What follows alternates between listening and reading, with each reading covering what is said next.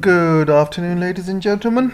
Welcome to my new channel. And today I want to talk about the European CAI investment deal with China.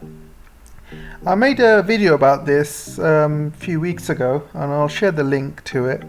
But this has happened just now. So basically, the European Parliament has voted to freeze the ratification, which means it's putting the brakes on ratifying the massive deal that is envisioned to assist the 27 nation bloc's economic recovery amid lingering COVID-19 woes. So, as I discussed this CAI investment deal, it basically puts European companies in an even playing field.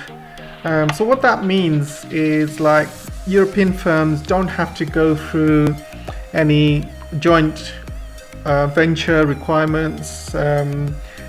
They also don't have to go through a lot of hoops through Chinese companies, Chinese law. It says here China will pass laws to ban forced transfer of technology from foreign companies.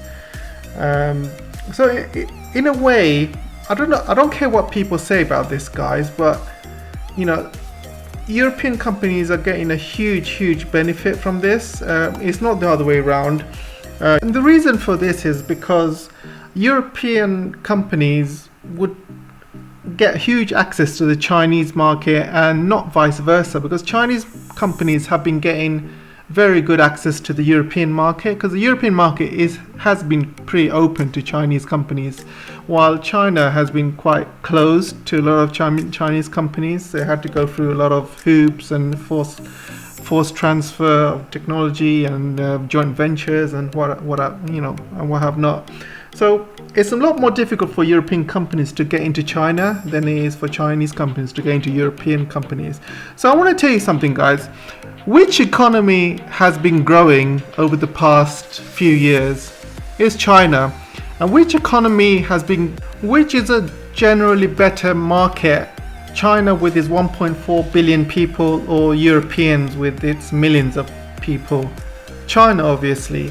So China market is the biggest, meat out there, and Europeans would love to get a piece of meat from China, would love to get that Chinese money. So you got 1.4 billion people against millions of Chinese.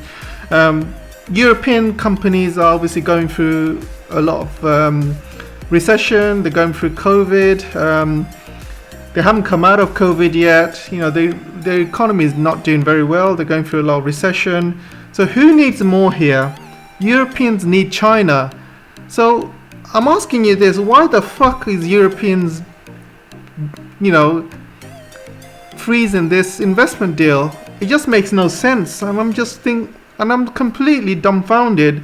Absolutely ridiculous. Absolutely stupid. In every sense of the word.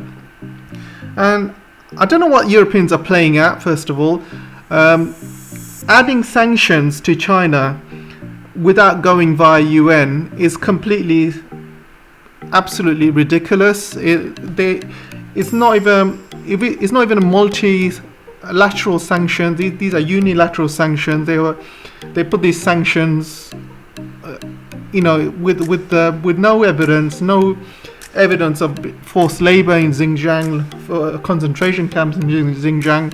No absolute evidence, and without going through the UN, where it's normally done via the UN, they do it unilaterally, but with the advice of America.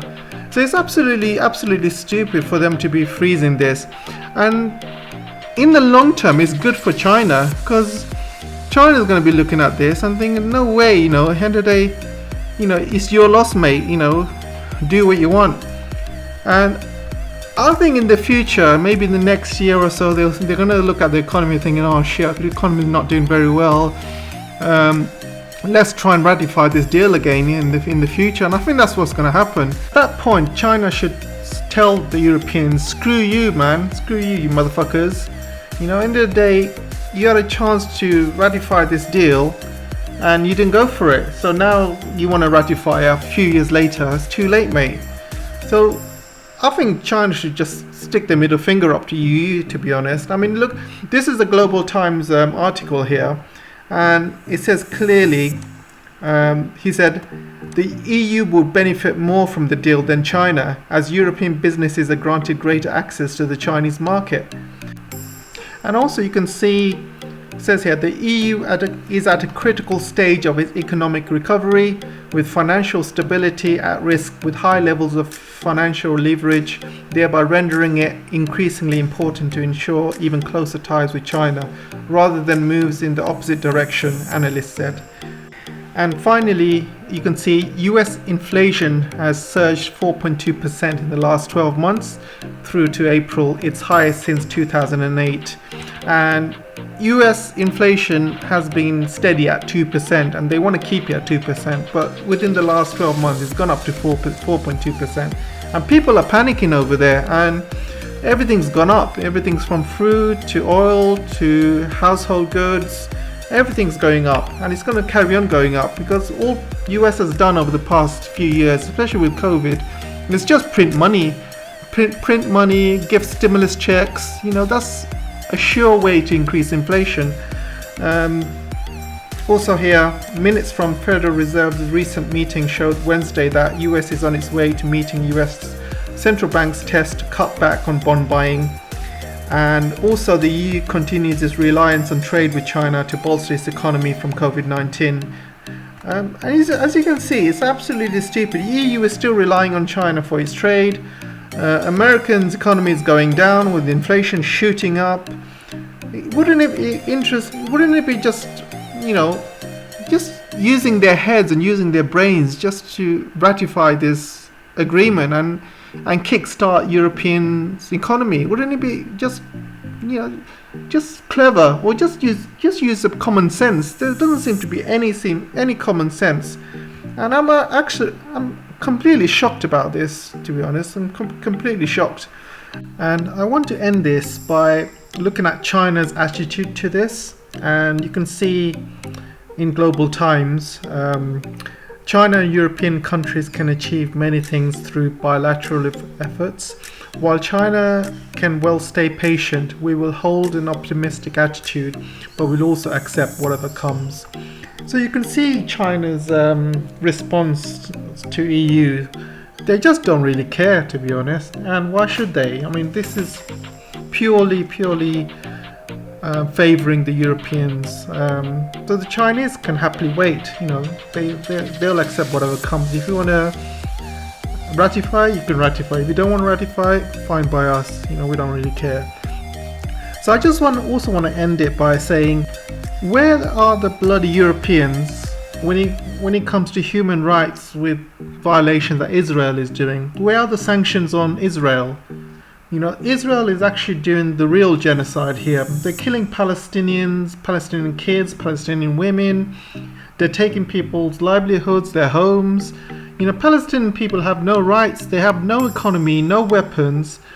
The rockets that they're firing out, you can call them fireworks, basically. They're just making them at home. It doesn't compare to Israel's F-35 jets and all these weapons that they're buying from America. It's basically a giant versus an ant. That's what it looks like. And an ant fires a missile, and what Israel does in return, it destroys, kills everyone, kills women, kids. They just don't care. Israel's supposed to be the country with technology. Why can't they use that technology to target terrorists if they wanted to? But they don't want to. They just throwing bombs wherever they want. They're throwing bombs to the press, throwing bombs to kids, women, children, making people homeless. Palestinians have no rights. They're completely blockaded at the moment, and it's a small piece of land with 2 million people in there, and literally they're stuck. They can't go in, they can't go out. They can't get any food from outside places. It's all controlled by Israel, and it's what you call apartheid. This is apartheid. This is real genocide. So where is the EU when he wants to put sanctions on Israel? Where are they? they're gonna put sanctions on China when there's no evidence, but when there's evidence everywhere, all over social media, all over the news, EU are suddenly quiet. Oh, they, when there's real genocide happening. So that's what pisses me off about the double standards in this world, really. So I just want to end it there, guys. So let me know what your thoughts are, and we'll chat soon. Don't forget to like and subscribe.